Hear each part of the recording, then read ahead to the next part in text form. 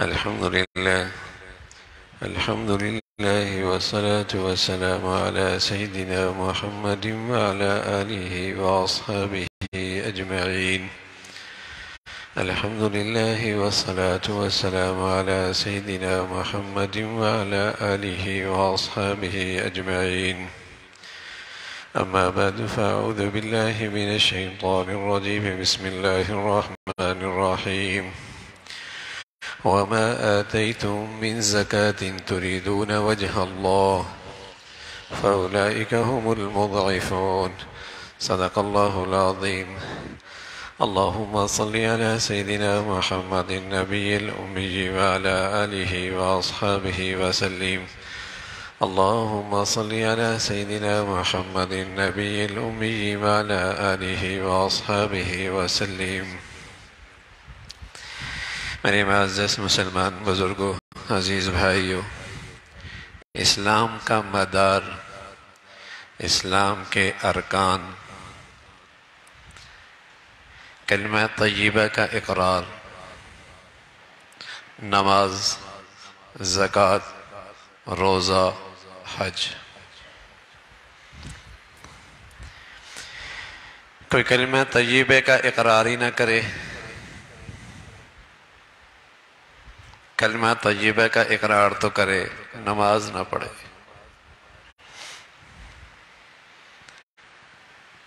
نماز پڑھے، زکوٰۃ نہ دے،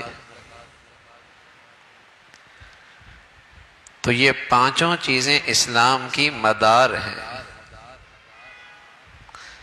اسلام کے بنیادی ارکان ہیں۔ اتنا تو عام مسلمانوں کو سمجھ میں آتا ہے۔ کوئی آدمی کلمہ طیبہ کا اقرار نہ کرے تو اس کے بارے میں لوگ کیا کہتے ہیں؟ لیکن چونکہ بے نمازی بہت اکٹھے ہو گئے تو وہ سمجھ میں نہیں آتا کہ نماز نہ پڑھنے والا بھی، اس کا بھی اسلام سے تعلق کوئی نہیں، اور یہ سمجھ میں نہیں آتا کہ جو مسلمان زکوٰۃ نہ دے اس کا بھی اسلام سے کوئی تعلق نہیں رہتا۔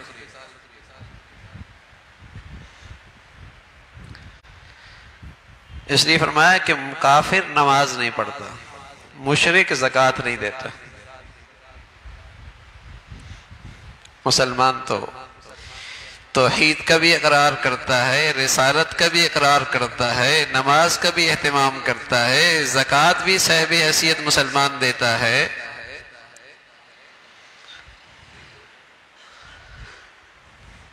یہ اسلام کا وہ بنیادی فریضہ ہے۔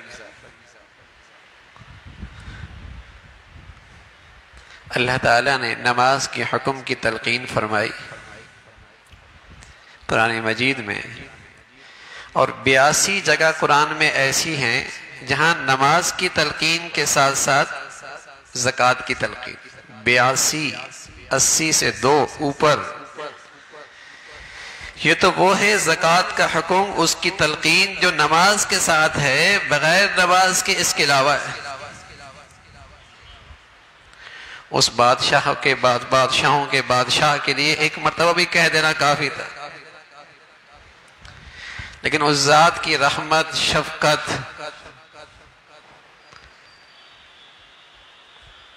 کہ بار بار تلقین ہے، کہیں یہ اللہ کا بندہ کہیں نہ شکرانہ ہو جائے، احسان فراموش نہ ہو جائے، دیا ہم نے ہے اور ہمیں ہی بھول جائے۔ عطا اللہ کی طرف سے ہے، اور ذرا سی جسم میں قوت بازو کیا آیا، سمجھ بوجھ کیا ہوئی، بھول بیٹھا ہو اس ذات کو جو دینے والی ہے۔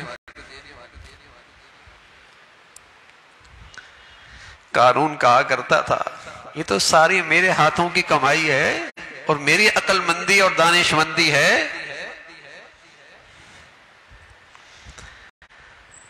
تو اتنی بار تلقین کی ہے، اور سبحان اللہ 100 کا 100 بھی اللہ لے سکتے تھے، کہنے 100 میں سے 2.5 روپے،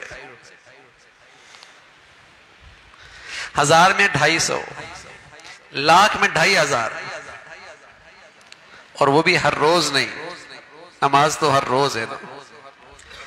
نماز تو اللہ کے دربار میں وہ حاضری اور حضوری ہے کہ ہر وقت اللہ سے جو لینا ہے نماز کے ذریعے لے لو، اور پھر جو کچھ اللہ کے خزانوں سے ملے سال میں ایک مرتبہ اس میں سے کچھ تھوڑا سا اللہ کے لیے دے دو. اور یہ بھی اس لیے نہیں کہ اللہ محتاج ہیں، یہ بھی صرف اس لیے کہ تم احسان شناس رہو اور اللہ کے خزانوں سے اور لینے کے مستحق بن جاؤ.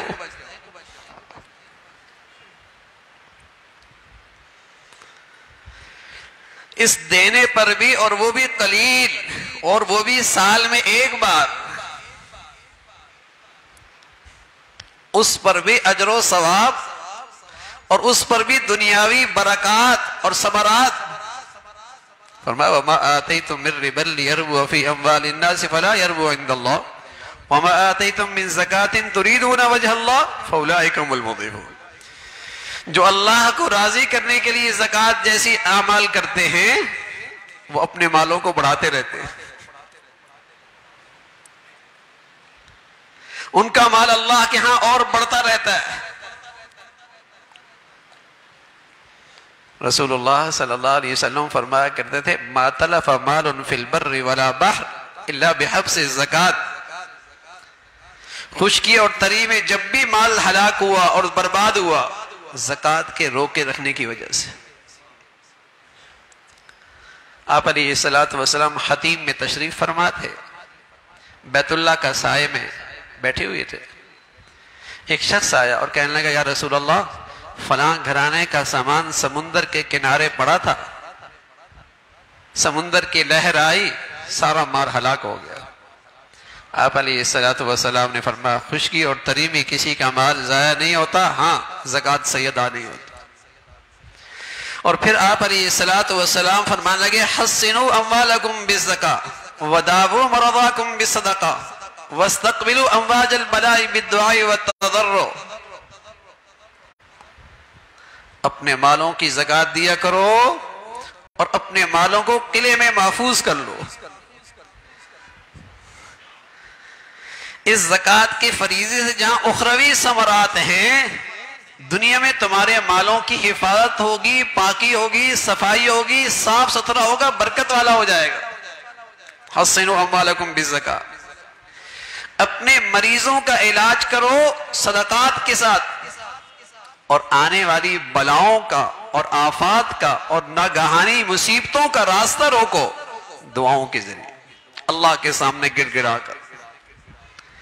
ناگہانی مصائب کا راستہ روکو اللہ کے سامنے گر گڑا کر دعاؤں کے ذریعے. واستقبلوا امواج البلاء بالدعاء والتضرع حسنوا اموالکم بالزکاۃ. تمہارا مال محفوظ ہو جائے. تو سال میں ایک مرتبہ یہ فریضہ، وہ بھی صاحب حیثیت پر، اور اتنا قلیل سا، اس پر بھی یہ انعامات، اس پر بھی نوازنے کے وعدے.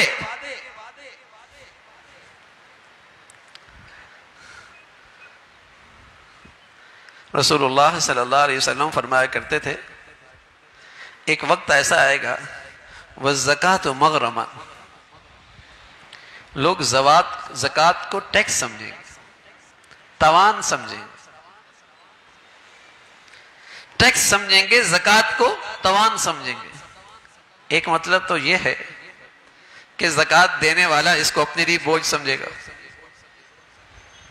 حج کرتا ہے خوش ہوتا ہے، زکوٰۃ دے کے خوش نہیں ہوتا. عمرہ کرتا ہے خوش ہوتا ہے، زکوٰۃ دے کر نہیں خوش ہوتا. توان سمجھتا ہے، طبیعت بوجھل ہو جاتی ہے.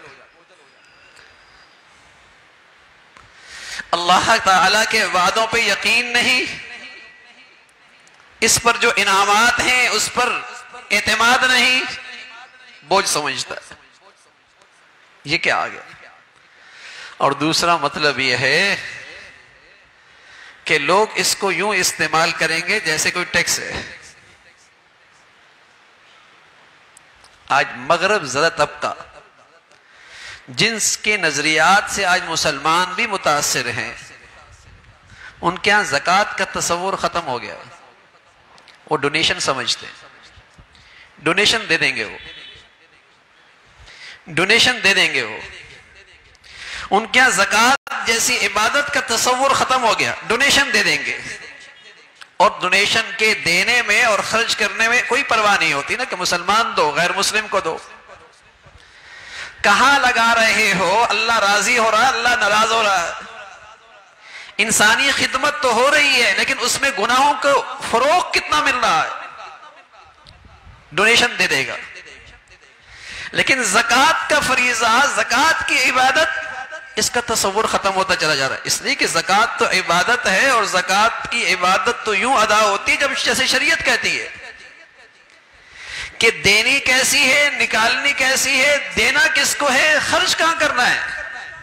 ڈونیشن تو غیر مسلم کو بھی دے سکتے ہیں، ہندو کو بھی دے سکتے ہیں، سکھ کو بھی دے سکتے ہیں.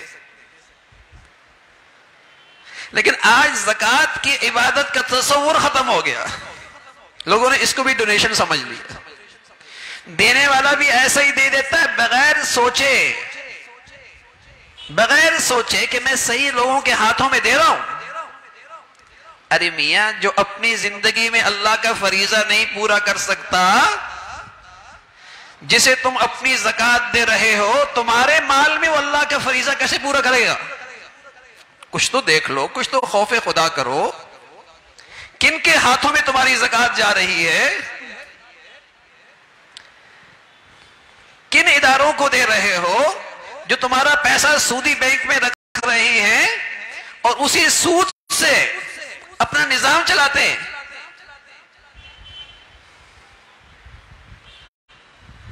فریضہ ہے، اللہ کا فرض ہے. یہ فریضہ تو تب ادا ہوگا جب یہ شریعت کے مطابق ہوگا. تو لوگوں نے اس کا معاملہ ڈونیشن کی طرح رکھ دیا، بغیر سوچے کہ کہاں دیا ہے، کیسا دینا ہے، حساب کیا ہے نہیں کیا اپنی مالیت کا، اور کس کے ہاتھ میں دے رہے. جس کی اپنی زندگی میں اللہ کا حکم نظر نہیں آ رہا، تو آپ کے فریضے میں، آپ کی زکوٰۃ میں وہ اللہ کا حکم پورا کرے گا. جسے پاکی ناپاکی کا پتہ کوئی نہیں، اور آپ نے اپنی زکوٰۃ اس کے حوالے کر دی کہ آپ کا وہ فریضہ ادا کرے گا.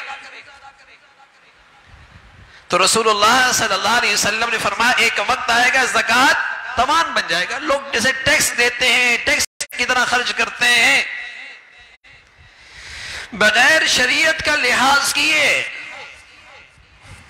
کہ خرچ کہاں کرنا ہے، کن چیزوں پہ زکوٰۃ فرض ہوتی ہے، زکوٰۃ کے مسائل کیا ہیں. آج مسلمان طلاق کا مسئلہ پوچھ لے گا مفتی صاحب سے، نکاح بھی مولوی صاحب سے کروا دے گا، لیکن زکوٰۃ نہیں پوچھے گا. زکوٰۃ تو وہاں دے گا جہاں اچھی تشہیر ہو جائے گی، زکوٰۃ تو وہاں دے گا جہاں اچھی تشہیر ہو جائے گی، جہاں اچھی اسٹیٹس کے ساتھ اٹھنا بیٹھنا نصیب ہو جائے گا نا، جہاں اسٹیٹس اچھا مل جائے گا، زکوٰۃ تو وہاں دے گا.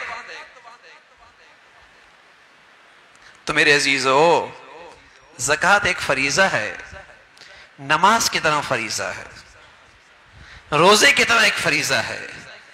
حج جیسے مرضی کر لو، روزہ جیسی مرضی کر لے، کیا نماز جیسی مرضی پڑھ لے، نماز تو ادا نہیں ہوتی. اس کے فرائض ہیں، اس کے واجبات ہیں، اس کے سنن ہیں، اس کا وقت ہے.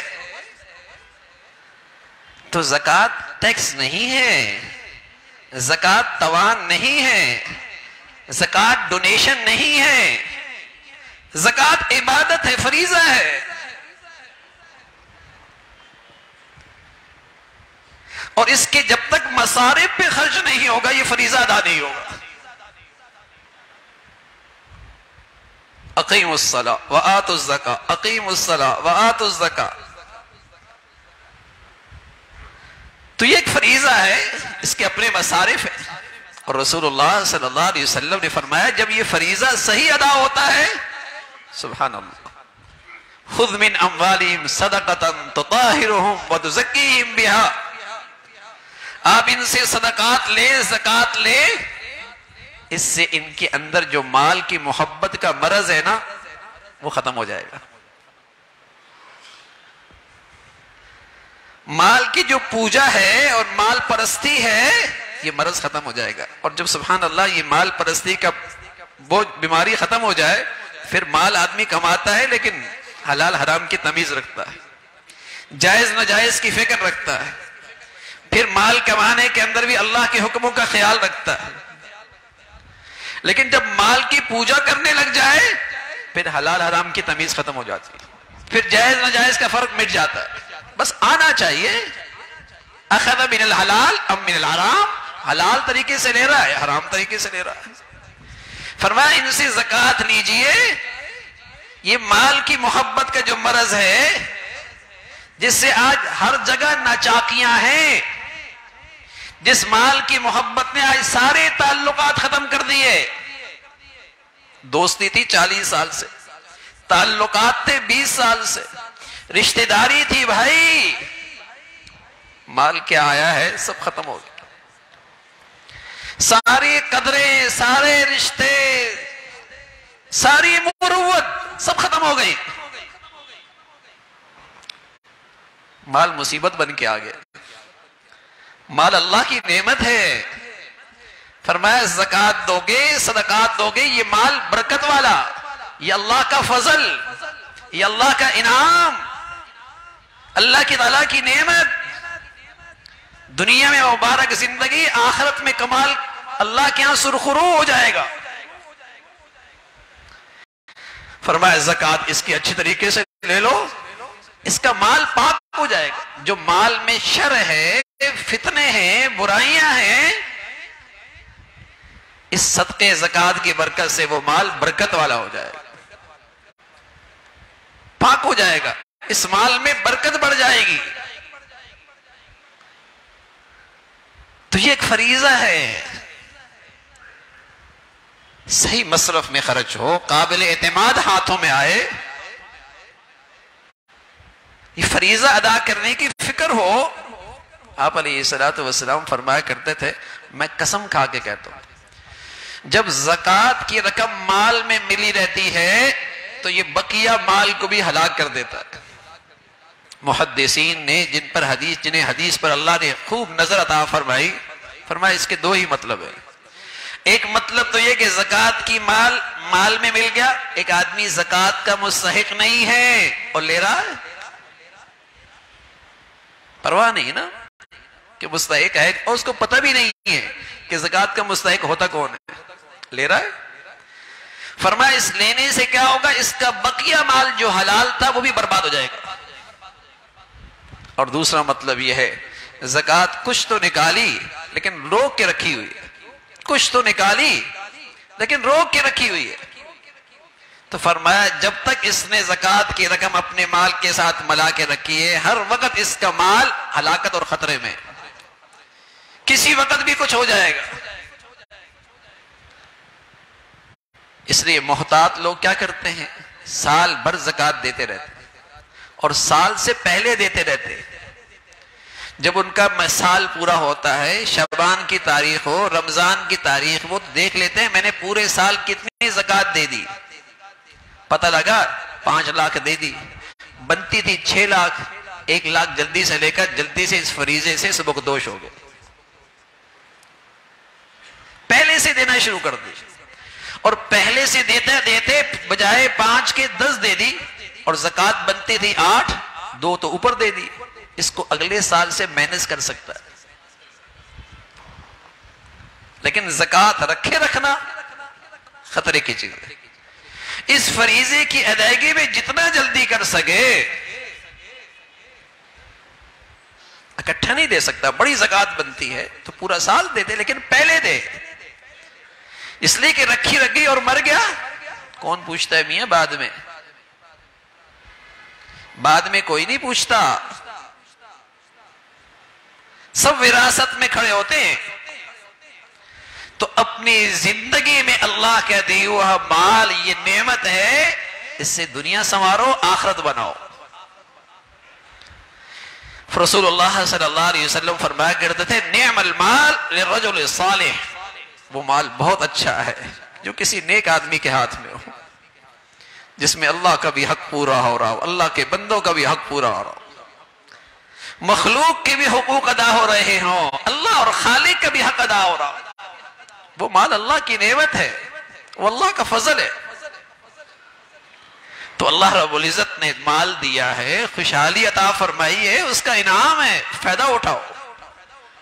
اللہ تعالیٰ فرماتے ہیں تمہیں تو اللہ نے اس مال میں دوسروں کے پیچھے کھڑا کیا ہے، پہلے اس مال کے مالک کوئی اور تھے، آج تم مالک ہو، لیکن خیال رکھنا پہلے تم مالک نہیں تھے، آج ہو، اور یہ خیال کرنا کل تم نہیں ہوں گے، کل کوئی اور ہوگا۔ یہ مال تمہارے پاس ہمیشہ نہیں تھا اور ہمیشہ رہے گا بھی نہیں، کچھ وقت کے لیے اللہ نے یہ دولت دی ہے، کمائی کر لو نا، اس میں ایسا تصرف کرو، اسے ایسا خرچ کرو کہ تمہیں کھربوں سال کام آئے، ورنہ یہی مال تو کل کسی اور کے پاس تھا، آج تمہارے پاس آیا ہے اور ایک وقت آئے گا پھر کل کسی اور کے پاس چلا جائے گا۔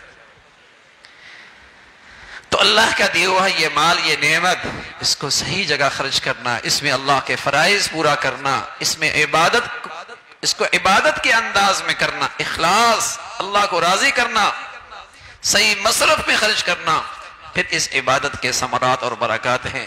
اللہ رب العزت جسمانی اور مالی ہر قسم کے عبادات کی ہم سب کو توفیق نصیب فرمائے۔ وآخر دعوانا الحمدللہ رب العالمین۔